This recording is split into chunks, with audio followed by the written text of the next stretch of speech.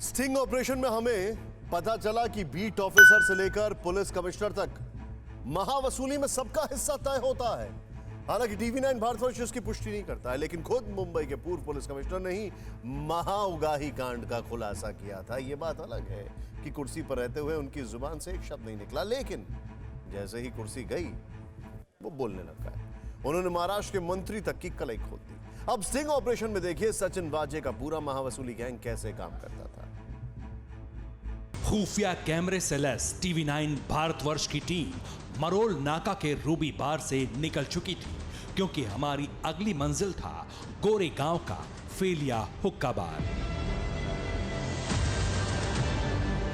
हमारे under cover reporter यहां भी बार के खरीदार बनकर पहुंचे थे।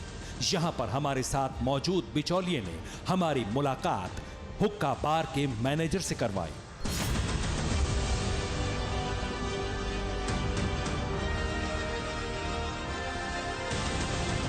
हमें बार का खरीदार समझ रहा मैनेजर हुक्का बार दिखाने के लिए अपने साथ अंदर लेकर चला गया।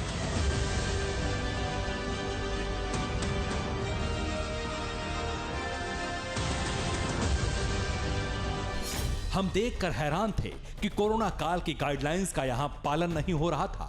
भीड़ जुटी थी, लेकिन सोशल डिस्टेंसिंग नाम की कोई चीज नजर नहीं आई। किसी को न कोरोना का डर था, न सरकार के नियम कायदों का।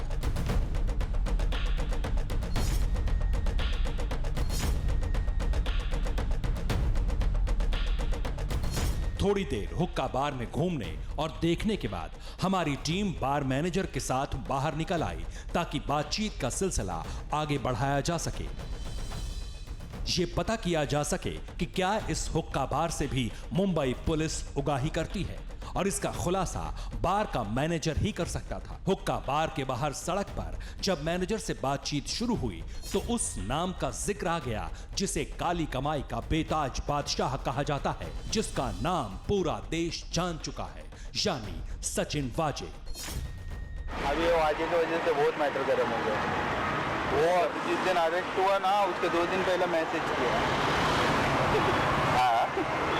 वाजे को। पार्सल मिल गया ऐसा? नहीं, एक स्टेटस रखा था, उस पर कमेंट डाला भाई। अच्छा, बातचीत होते रहते थे। अब व्यवहार लेती देती करते अब तो ठीक है ना, क्या करते। जब लिया तो भाई तुरंत गया ना, मेरे भाई का मेहनत का पैसा है। हुक्का बार के मैनेजर ने खुलासा किया कि उसकी सचिन वाजे से अक्सर बातचीत होती रहती थी। यहां तक कि गिरफ्तारी से 2 दिन पहले भी इसकी चैटिंग हुई थी और पैसों का लेन देन भी होता था। लेकिन इससे भी ज्यादा सनसनीखेज खुलासा मैनेजर ने आगे किया। ऐसे CIU अलग था, CIU बंद हो गया, वाजे CIU में था। वो पैसा पूरा 1 नंबर जा रहा था।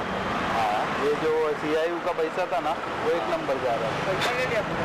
परमेश सिंह और उसका दोनों को मिली बोला ना 100 करोड़।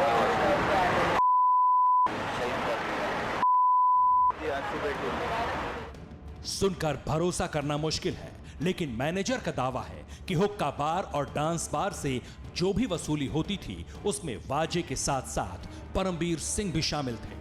लेकिन सवाल यह है कि वसूली कैसे होती थी? क्या वाजे रकम लेने आता था? इस सवाल का जवाब भी बार मैनेजर ने दे दिया। सुनिए। खुद आया था? नहीं, खुद नहीं आता था। तो बोल रहा बोले कि एक बार होटल में शायद उसका बंदा था, ये बिपिन चौहान, उसका तो करता धरता वही था।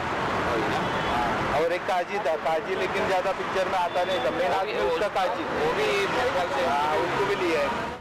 सुना आपने, दावा है कि एपीआई सचिन वाजे ने बार और पब से वसूली के लिए बाकायदा अपने 2 गुर्गे रखे हुए थे, जिनमें से एक का नाम है रियाजुद्दीन काजी, वही काजी जिसका नाम 100 करोड़ के वसूली केस में शामिल है।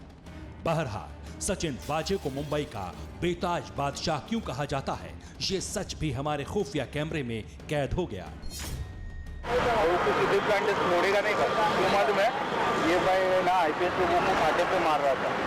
अभी समझो, अगर सूर्य प्लान पे बुला रहा है ना उसको, तो बोलेगा मेरा आदमी आ रहा है, इसको बुलाया ना तो बोलेगा मेरा आदमी आ रहा है, उसके बाद ऐसा इकड़ी किसी ऑफिस में चौथा माला पूरा उसका था। हाँ 2 बार मिल के आया था।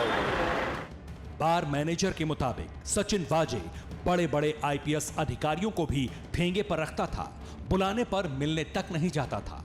उसका रुतबा पुलिस ऑफिस में खुद इस शख्स ने देखा है। इसी बातचीत के दौरान वो राज भी खुल गया कि अगर किसी ने वाजे को रकम देने में आनाकानी की तो वो उसे बर्बाद कर देता था।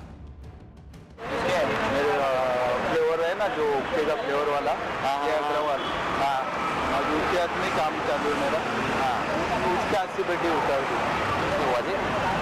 एक गोदाम सील किया, 2 गोदाम में हर्बल दिखा के बहरहाल वाजे कानून के शिकंजे में है और टीवी9 भारतवर्ष का ऑपरेशन 100 करोड़ उसके गुनाहों का सबूत साबित हो सकता है, जो सचिन वाजे के काले साम्राज्य के अंत की वजह बन सकता है।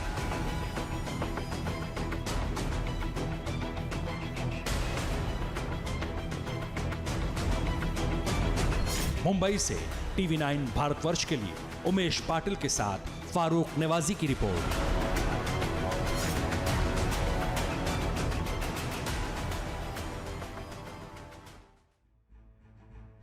वाजे अभी गाजे बाजे के साथ हिरासत में है, लेकिन मुंबई में ऐसे कितने वाजे और? आपने देखा कि ऑपरेशन 100 करोड़ में मुंबई पुलिस के पूर्व कमिश्नर परमबीर सिंह का नाम आया। एक डांस बार के मैनेजर ने दावा किया कि हर महीने परमबीर सिंह के लिए 2 लाख रुपए अलग से भेजे जाते थे। टीवी9 भारतवर्ष ने इस आरोप पर पूर्व कमिश्नर परमबीर का पक्ष जानने के लिए उनसे संपर्क करने की कई बार कोशिश की, लेकिन उन्होंने कोई जवाब नहीं दिया। अब उन पर लगे आरोपों की हकीकत क्या है, ये बात या तो परमबीर सिंह बता सकते हैं या फिर जांच एजेंसियां। टीवी9 भारतवर्ष फिलहाल इस आरोप की पुष्टि नहीं करता। अड़ी सोमवार से शुक्रवार शाम 6 बजे सिर्फ टीवी9 भारतवर्ष पर।